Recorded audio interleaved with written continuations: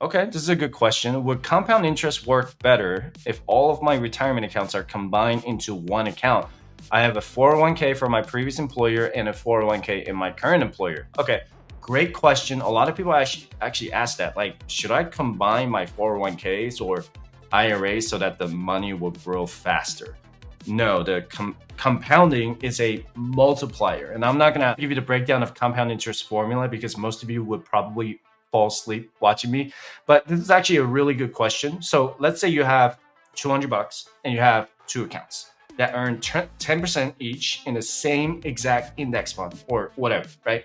So you put 150 bucks in one account, 50 bucks in the second account. The dollars will still grow at the same exponential rate, no matter how much you start with. Remember the rule of 72. If your investment makes 10% annually, it will take 7.2 years to double your investments, because if you divide 72 by 10, that gives you 7.2. Let me actually show you the spreadsheet comparison, because I actually just explained this to one of my clients last week. And if you want to join my private client program to get out of debt, invest, and save for your early retirement, you can schedule a first session with me, and that's free by visiting firesightchat.com/coaching. But anyway, let me go ahead and show you the spreadsheet I have. So you can download this spreadsheet on my website at firesightchat.com/resources. This one is a little bit modified, but let me walk you through this, okay?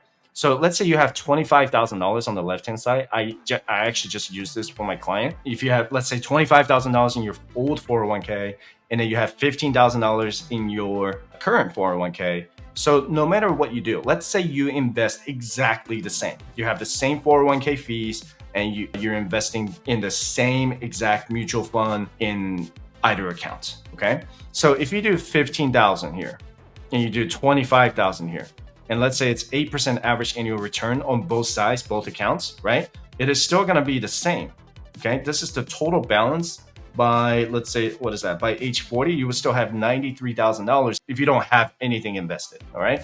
So let me switch the numbers around, and I'm gonna keep the same total number, all right? Because the total number is $40,000.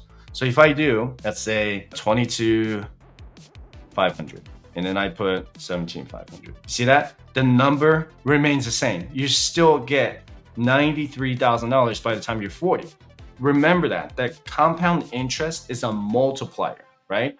The only time that they don't match is if one of your 401k accounts charges you, let's say, 1% in fees, and the other one charges you 1.25%, then you're gonna see the performance differences, okay?